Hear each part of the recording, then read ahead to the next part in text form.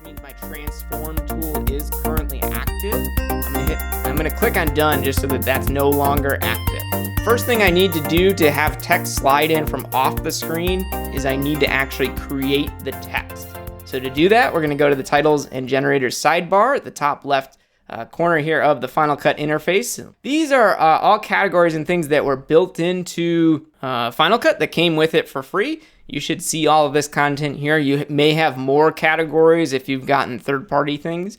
What I'm gonna do here is just add some very basic 3D text. So I'm gonna click on the 3D titles and I'm gonna go to where it says basic 3D. And I'm gonna click and drag this down onto my timeline. I'm just having it all the way on the top. So it's above all of these other clips. That way this 3D text is overlaid visually and in front of every other piece of text there. I want this text to extend the entire length of my project. So I'm gonna click on the end here and drag that all the way to the right. That way it goes all the way to the end of the project. With the text selected in the timeline, so it's got that yellow outline, I'm just gonna double click on it here to change the text. And there's a couple ways to make this text slide in from off the screen. And you may go into the inspector here after you edited the text like I just did and go down and see a position option, rotation, all these options. So you might be tempted here to go to the position and adjust the position for animation. I caution you on doing this because you can run into issues with the text being cropped out. I'm gonna go into the video inspector here, this third one over, and I'm gonna use the transform controls here to animate this text. So again, if you just want this to go from left, we can take our position here and we have our X and Y positions to make adjustments. The X is basically your left and right.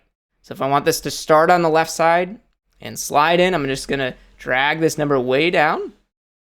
So it's off to the left of the screen. And this number that's actually here is gonna vary depending on your project. So it's not a one number fits all, but now that's over off the left side of the screen. If I skim through the project here, notice that text never shows up. And that's because it's over here, it's way on the left side.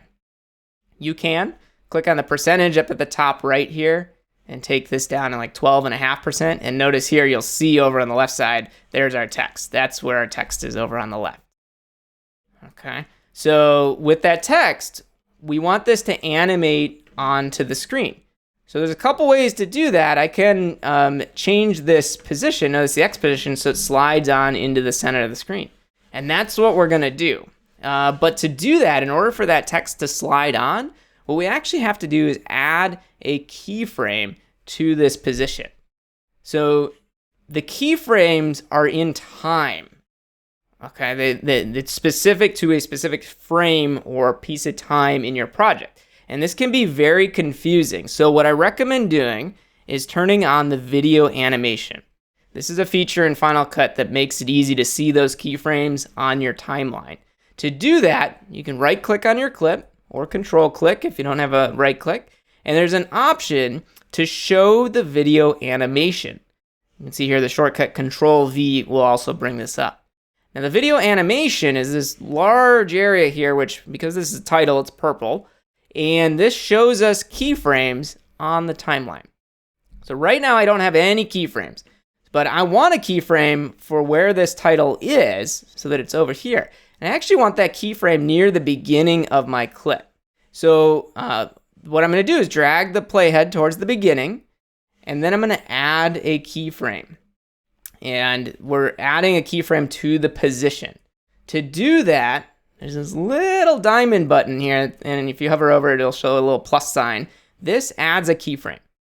So click on that button and notice that little yellow diamond comes up, lets us know we've added a keyframe for this number on the position at this moment in time. Notice it also put this keyframe right at the beginning of our clip here on our transform tool.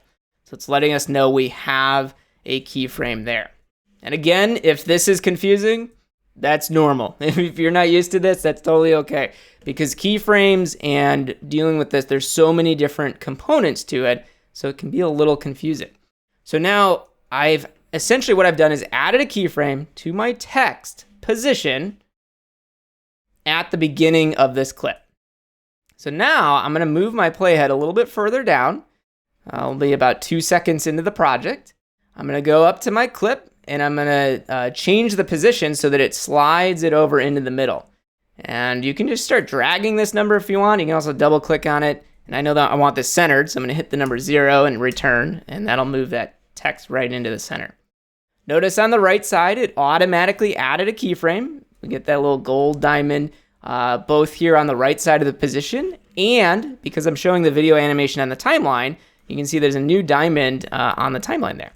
So we have one at the beginning and then one a little bit further down there. Okay, so if I skim back through this, notice the text slides off to the left side. It also does some other weird stuff there at the end there, which is, we're going to take a look at that and see why it's sliding up there. But if I do Shift Z in my viewer here, we can see what that looks like, and it's essentially off on the left, and then it slides in to the center.